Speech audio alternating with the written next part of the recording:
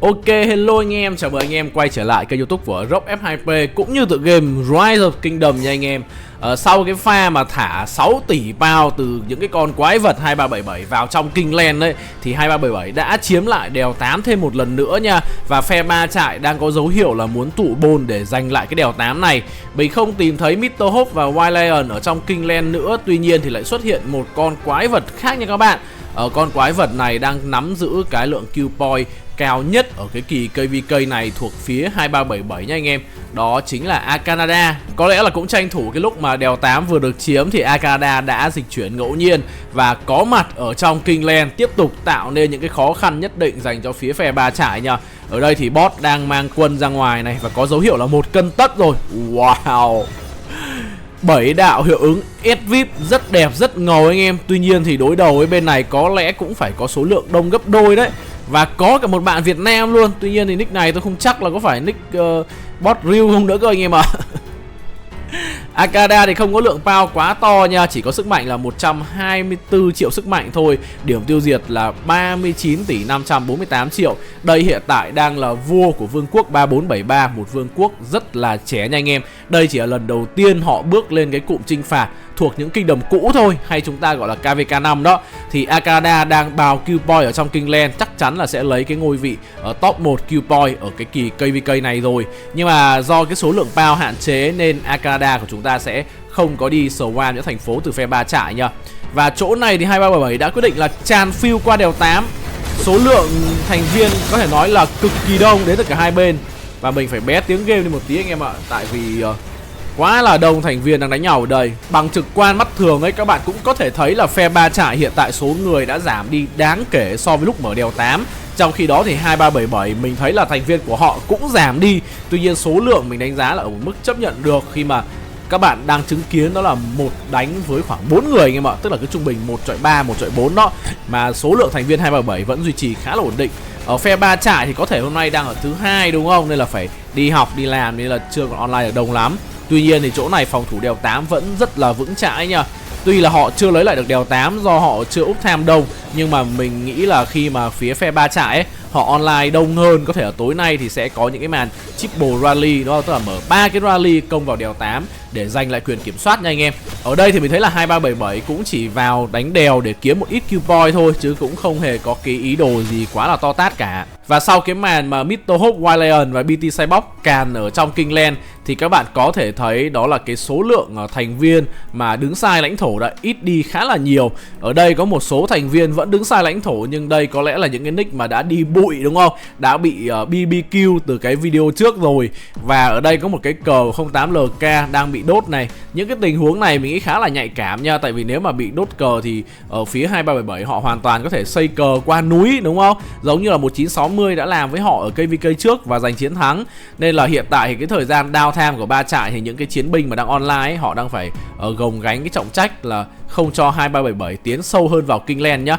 Các bạn cũng nhìn được ở trên màn hình đó là những cái thành viên của phe ba trại hiện tại đã TP về zone 4 hết rồi, gần như là ai online hoặc là những nick nào bị zero đã đóng bỉm thì mới ở trong Kingland nha anh em. Ở cái pha đột kích tối qua của 2377 có thể nói rất bất ngờ luôn, khi mà Mr. Hope và Wild Lion đã khiến cho ba trại sit A. Mình tin chắc là cả ba trại này đều đã phải nhìn nhận lại cái KVK này một cách nó khác đi nha, chứ không thể chủ quan như vậy được anh em. Chúng ta đang đấu với một kingdom có thể nói là mạnh top 2 của game, thì chắc chắn là không có chuyện họ sẽ bỏ cuộc một cách dễ dàng được. Ở phía đèo 8 cánh bên trái thì thế trận đang diễn ra khá là yên bình nha, khi mà có một số thành viên của 2377 đang đứng đây để kiếm kill point cũng như là cầm chân không cho kẻ địch đi qua cái đèo 8 này. Tuy nhiên thì những cái pháo đài của 2377 mà chạm với cái lãnh thổ đèo 8 ấy, mình thấy là đều đang bị đốt rồi nha các bạn. Đó, cái pháo đài này thì đang được bảo vệ, vẫn đang còn sửa chữa được này. Còn ở cánh bên phải thì nhân lúc mà không có đèo 8 ấy thì 2377 cũng đã chữa được cái pháo đài của bên mình. Cái việc chữa pháo đài này cực kỳ quan trọng nha anh em. Tại vì chữa pháo đài được càng nhiều ấy thì cái thời gian mà 2377 có thể níu kéo Kingland nó sẽ càng dài. Và chắc chắn là khi những cái pháo đài này còn ấy thì phe ba trại không thể nào ăn ngon ngủ yên ở trong Kingland được. Đừng có nói là đi farm, các ông chỉ cần đi vào mà ông đứng sai lãnh thổ một cái thôi là vớ vẩn là ăn zero luôn. Mr. Hope và Wild Lion thậm chí họ còn không thèm móc những cái account đi farm, mà họ sẽ lựa những cái thành phố mình nghĩ là tầm 150 triệu sức mạnh trở xuống xuống ấy, tầm này là Mr. Hope Wildland lượm luôn đấy. Ông nào cứ thử mà 150 triệu pound không đóng bỉm ở trong Kingland đi ngủ phát, tôi chỉ sợ sáng dậy còn cái nịt anh em ạ, căng thẳng lắm. Tiếp theo chúng ta sẽ xem về hai cái đèo 7 hai bên nhá. Thì ở bên này thì phía trại của 1903, tức là phe 3 trại đó, họ đã lấy lại được đèo 7 này và họ cũng đã đốt hai cái pháo đài này gần xong. Mình cũng không biết là 2377 liệu có ý định là câu giờ để sửa lại hai cái pháo đài này không. Họ đã có một cái dàn pháo đài đằng sau rồi, tôi nghĩ là họ sẽ tập trung vào Part 8 nhiều hơn đấy. Còn ở phía bên đèo 7 bên này thì tiếp tục là một cái pháo đài VS77 đã cháy. Nhưng mà như mình vừa nói xong, đó là 2377 sẽ tiếp tục tập trung công vào đèo 8 nha. Ở đây thì chúng ta đã có một cái rally công đèo 8, đó là tới từ bot Medvedev của Kingdom 3308 nha anh em. Đây là một cái rally bộ binh sử dụng cho mình SCPO kết hợp với Attila. Và BT Cyborg quyết định là đi qua đèo 8 rồi anh em ơi. BT Cyborg một mình đi qua đèo 8 để Swarm Rally. Tuy nhiên thì đối đầu với BT Cyborg là khoảng 100 kẻ địch nha các bạn. Mặc dù sở hữu 1 tỷ sức mạnh nhưng mà BT Cyborg chắc chắn là không thể nào có thể chống đỡ được cái lượng lính trên open field nhiều như vậy. Mặc dù là anh ta đã lên và mở đường trước đúng không, nhưng mà những thành viên khác của 2377 thì họ đang đứng khá là xa. Cái đèo 8 này của 2377 ấy, mình nghĩ là họ sẽ gặp cái vấn đề về nhồi lính ấy. Có lẽ là chỉ những cái bot bao to như là Wildland, Mr. Hope ấy, họ không tiếc lính thì họ mới dám nhồi thôi. Tuy nhiên thì mình thấy là 3308 thậm chí cái rally của họ đã gần về mo rồi anh em. Một pha swarm cực kỳ thốn từ BT Cyborg đã khiến cho cái rally 3308 gần như là hết máu và phải hủy rally rồi. Như vậy thì chúng ta vừa có một pha nhồi lính cũng không tốt tới từ phía 3 trại. Điều này hoàn toàn có thể là bị ảnh hưởng do đã bị swarm một cái lượng lớn nick farm khi ở trong Kingland nhá. Cái lượng lính T4 mà 2 cho con bot Nga đã swarm mất của phía phe 3 trại từ những cái account farm ấy, mình nghĩ là phải lên con số tầm vài chục triệu lính T4 ấy. Chắc chắn là hơn 10 triệu lính T4 các bạn. Và bây giờ chúng ta có thêm một cái rally thứ hai, tiếp tục là SCPO kết hợp với Attila. Map này thì có bí vật anh em nhá, nên là những cái con kỵ binh ấy các bạn đi phụ cho bộ binh thì xài vẫn được. Và cái đèo 8 này thì khả năng là mất rồi anh em. Một pha vừa rồi nếu mình không nhầm là một pha kích những cái đạo quân ở trong đèo ra đấy. Có vẻ là 2377 cũng không có ý định là giữ cái đèo 8 này. Tại vì giữ cái đèo 8 này á, thì 2377 chắc chắn là sẽ bị chết rất nhiều lính. Và mình thấy là 377 cũng không còn quá nhiều lính ở cao farm nữa. Họ đã đốt rất nhiều lính T4 ở cái đèo 7 rồi. Nên là ở cái đèo 8 này, nếu mà 377 nhét nick chính vào đây đúng không, thì họ sẽ phải đối đầu với 3 cái rally từ trại địch. Và chắc chắn là họ sẽ bị chết rất nhiều lính ở ạc chính. Ở những cái bot to vài trăm triệu pound thì không nói, nhưng mà những cái thành viên mà còn tầm 80-90 triệu ấy thì chắc chắn là không thể tham gia nhồi lính vào những cái đèo như thế này được. Mình cũng không biết là hiện tại thì anh Hope với anh Lân của chúng ta thì có đang chiến ở trên open field không. Mình thấy là BT Cyborg vẫn còn này. Đây, vừa nhắc anh Lân xong thì có anh Lân luôn nha anh em. Anh Lân sẽ là một yếu tố cực kỳ quan trọng, bởi vì anh Lân sẽ là người gọi là nhồi không tiếc lính vào mấy cái đèo 8 cho phía 2377 nhá. Tuy chiếm lại được đèo thì mình thấy là 3308 cũng như là phía 1903, 1206 đang không có ý định là đi qua đèo 8 này. Chắc chắn là họ sẽ chờ đến buổi tối, bởi vì buổi tối sẽ là cái khoảng thời gian up time đông hơn của phía phe 3 trại và tận dụng cái lợi thế vốn có của họ từ đầu cây VK, đó chính là số lượng người chơi đông kinh khủng khiếp anh em ạ. Nhưng mà mình thấy là phía phe 3 trại ấy có lợi thế về đông người, nhưng mà có lẽ là họ quá tự tin và mình cũng nghĩ là cái lợi thế của họ ấy, nếu mà cứ như thế này theo thời gian ấy, nó sẽ giảm dần nha anh em. Những cái pha trao đổi không có lời, những cái pha bị swarm chết lính từ ạc farm đấy, cứ theo thời gian thì chắc chắn là phe 3 trại sẽ bị mất cái lợi thế về đông người trên open field. Mình không biết là cái việc mà mất lợi thế này có giúp cho 2377 có thể lật lại được kèo trong cây VK này hay không, nhưng mà chắc chắn nó là những cái tín hiệu không mấy tích cực cho phe 3 trại nha anh em. Nếu mà chúng ta trao đổi lời đúng không, chúng ta đốt công trình xong chúng ta rút về thì ok, nhưng mà nếu mà cứ ra đồng đánh open field để cho các bot 2377 kiếm mấy cái chiến báo tầm 300-400% ấy thì chắc chắn là không có lợi gì cho phía phe 3 trại rồi. Ở bên này thì chúng ta vẫn đang còn Bat Royal là đang ở trong Kingland nhá, với 223 triệu sức mạnh và điểm tiêu diệt 65 tỷ 9. Một trong những cái bot cũng ở 2377 rất là lâu rồi các bạn, mình thấy cầm R4 cực kỳ lâu luôn. Và trên này thì chúng ta cũng đang có Akada. Akada mình thấy là cũng vừa mang quân ra để quẩy này. Thêm một nick nữa từ GV7, Adze à? Cái nick này thì chỉ có 95 triệu sức mạnh thôi, mình nghĩ là cũng không dám mang quân ra đâu. Có thể là đứng ở trong này để gọi là kiếm kill thôi, chứ nếu mà bảo nick này mang quân đi quá xa tôi nghĩ là hoàn toàn có thể bị zero nhá. Rồi thêm một nick nữa, Drisky tới từ 2377. Mình thấy là cũng thoát liên minh rồi và không có đóng bỉm, không vào clan luôn. chắc là cũng mới dịch chuyển ngẫu nhiên vào anh em. Nãy mình thấy không có. Đèo 8 bên này thì ba trại quyết định là tràn ra. Các bot 2377 hiện tại chạy rẽ đất luôn anh em. Nhưng mà địch quá đông thì sức mạnh tuyệt đối cũng phải cong đít lên chạy thôi. Bạch Khởi phải cong đít lên chạy anh em ạ. Mặc dù mình thấy là chạy cũng chả được đâu, đứng lại xả skill có khi còn được hơn tí. Nhưng mà các bot 277 quyết định là quay xe. Không biết là có ý đồ di chuyển đi đâu không, nhưng mà tất cả bôn ở đèo 8 là đã được phía 2377 rút hết về rồi nhá. Vậy thì liệu phía phe ba trại có tranh thủ cái khoảnh khắc này để đốt pháo đài không? Ba cái pháo đài đang sửa này, đây là một cái thời điểm mình nghĩ là đốt khá là đẹp đấy. Nếu mà 237 quyết định là chuyển hướng đi chỗ khác, có thể là sang bên trái này chăng? Rồi, như vậy là 377 quyết định là đảo cánh nha anh em. Quyết định là đảo cánh sang công đèo 8 bên trái. Công đèo 8 bên trái nha. Giữ đèo 8 này để tiếp tục là sửa những cái pháo đài ở đây. Có cái lượng máu nó ok la hơn. Sau đấy thì câu giờ đánh tiếp. Khả năng là sẽ công cái đèo 8 này rồi. Liệu 3308 ở đèo phải có qua cứu không? Rõ ràng bằng mắt thường thì anh em cũng có thể thấy được là cái trại ở phía bên trái này tạm thời là lính trên field đang ít hơn so với 2377 khá là nhiều. Tối nay sẽ là một trận thư hùng nữa đấy. Mình nghĩ là có thể diễn ra tầm khoảng tối nay với tối ngày mai nữa. Sau đấy là có thể sẽ có kết quả nha anh em. Có thể sẽ có kết quả sau cái tối ngày thứ ba. Tức là không biết là thắng thua bên nào, 377 thắng hay là 377 thua. Nhưng mà mình nghĩ là đánh đến thứ tư là khả năng là có kết quả rồi. Tại vì ở Kingland mở vào thứ 7 ấy, đánh 4-5 ngày đánh thông, tài nguyên và tăng tốc hết rất là nhiều. Tăng tốc thì các bot có thể nạp, nhưng mà tài nguyên đào rất là lâu. Còn nếu mà anh em bảo nạp tiền lấy tài nguyên thì chắc chỉ có những big bot như là Wild Lion, Mr. Hope mới nạp thôi. Còn đa số anh em là nạp xuyên sơn hoặc cùng lắm gói ngày là đã khỏe lắm rồi. Hit rương từ các bot để hồi lại speed. Đó thì mình nghĩ là sẽ diễn ra khoảng 2 ngày nữa. Điều này thì cũng dành luôn cho phe ba trại nhé. Tại vì phía 2377 ấy, họ đánh với 4 ngày liên tục đúng không? Thì chắc chắn là lực sẽ mất đi rất là nhiều. Nhưng phe ba trại ấy, thì có thể là 500-600 người đúng không? Thì có thể là ngày đầu tiên thì khoảng 100 ông là yếu yếu. Ngày thứ hai là 200 ông. Ngày thứ ba 300 ông. Ngày thứ tư có khi là 400 ông. Tại vì cứ đánh thông như vậy thì nó sẽ cạn kiệt về cả thể lực, tài nguyên và tăng tốc. Ở đây thì Bát Rayo cũng đang cho 7 đạo đi lùa nhá. Đi kiếm kill point thôi. Nhìn qua về các thành viên của 3308 thì hiện tại ngưỡng sức mạnh cũng đang còn khoảng 80 đến 90 triệu sức mạnh, khá là nhiều.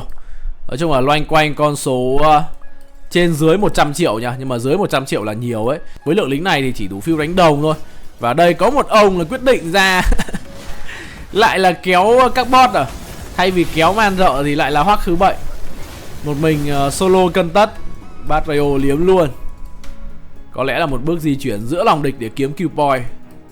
308 này đang tạt cánh sang bên trái để hỗ trợ đồng minh rồi. Ôi, pha này có phải là một pha lượm đạo xe không? Mình nghĩ đây sẽ là một pha lượm đạo xe đấy. Những đạo xe này thì không phải là yếu nha, nhưng mà sẽ lượm mấy đạo AFK này trước. Đây là những cái nick farm. Như vậy thì những nick farm thì không những là bị swarm mà đôi khi AFK trên open field thì cũng khá là nguy hiểm nha. Không hề có một dấu hiệu là cản Bát Rayo lại. Có lẽ là cũng không để ý ấy. 3 nick farm, 3 đạo farm ở chỗ này mình nghĩ là mỗi đạo trung bình chúng ta sẽ có khoảng 200.000 lính T4. 3 đạo là 600k. 600k và cái nick này thì mình thấy là power cũng không cao lắm, 25 triệu. Khả năng là cũng đầy viện thôi.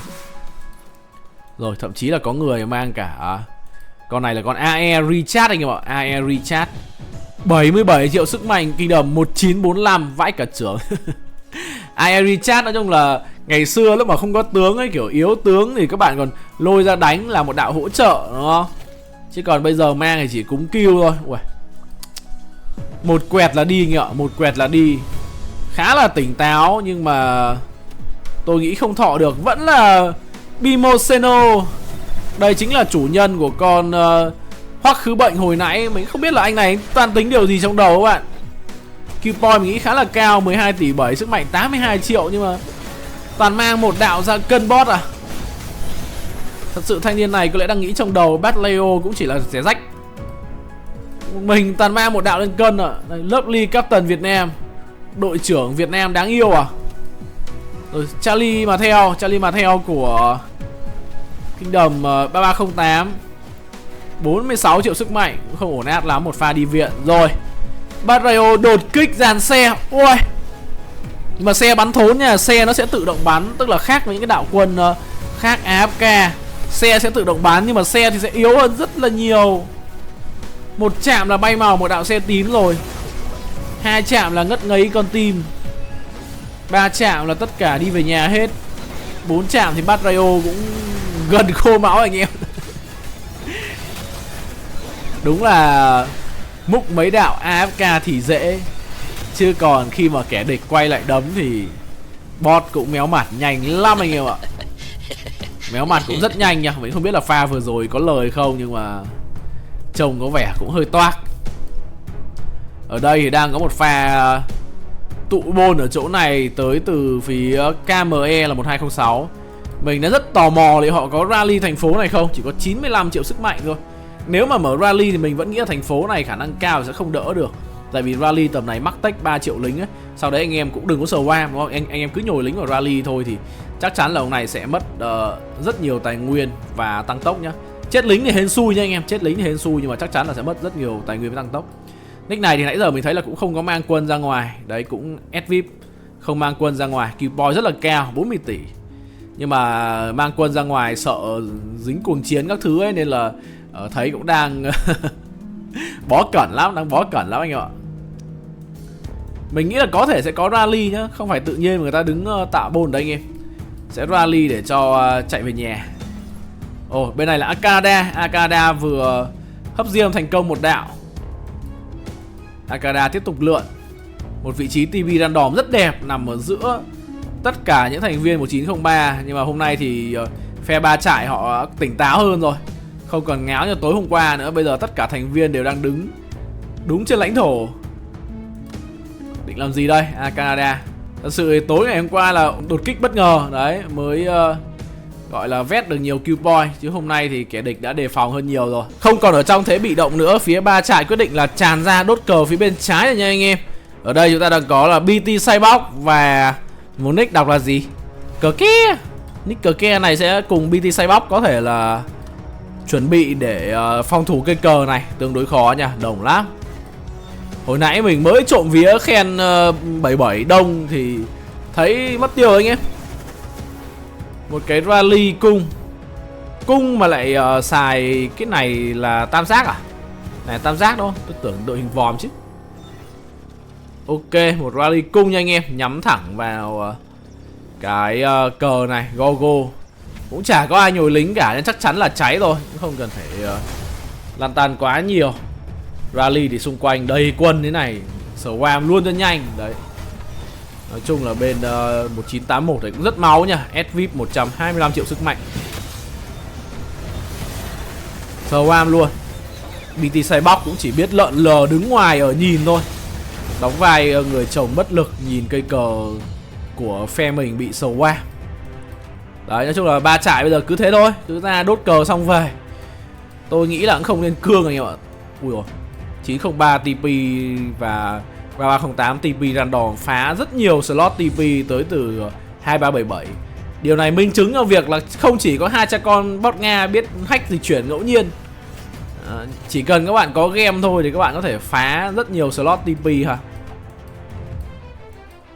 Mình nghĩ là ba trại hôm nay đánh là có phần tỉnh táo hơn đấy, không còn quá say máu. Để tối nay xem có say máu không nha anh em. Còn 377 thì so với lúc đầu mình mới xem thì đã thưa đi nhiều anh em ạ. Có lẽ là anh em cũng nghỉ ngơi đúng không? Chuẩn bị tối nay với tối mai làm khoảng 2 phát cuối nữa. Dứt điểm. Gọi là được nắc hoặc bị nắc. Không biết là dành cho ai thôi. Pha này đẩy chiêu chiêu anh ạ. Cũng không có thêm diễn biến gì mới nên là mình sẽ kết thúc video ở đây thôi. Cập nhật cho anh em về tình hình Kingland 2377 đánh với ba trại nhá. Mình thấy là kể cả 2377 cũng có dấu hiệu là bắt đầu hơi xìu xìu rồi anh em ạ. Trừ những đánh bot to ra thì đang còn thấy rất máu. Nhưng mà nhìn chung là đa số có lẽ là cũng đang thứ hai nên là cũng khá là xìu rồi anh em. Chúng ta sẽ cùng chờ xem tối nay. Tối nay thì sẽ livestream xem tiếp KVK này nhá. có lẽ là cũng chỉ còn tối nay tối mai nữa thôi là còn đánh căng anh em ạ. Rồi anh em nếu mà chưa ấn like thì nhớ đến ấn cho mình xin một like nhá. Xem đến đây rồi tiếc gì anh em ơi. Hẹn gặp lại anh em ở những video sau. Chúc anh em chơi game vui vẻ. Bye bye. I'm about to fade away, 'cause every time I wake up I feel like it's Monday. Something's going wrong with all the chemicals up in my brain. All of a sudden I don't look at anything the same way. Gotta build up of my thoughts sitting in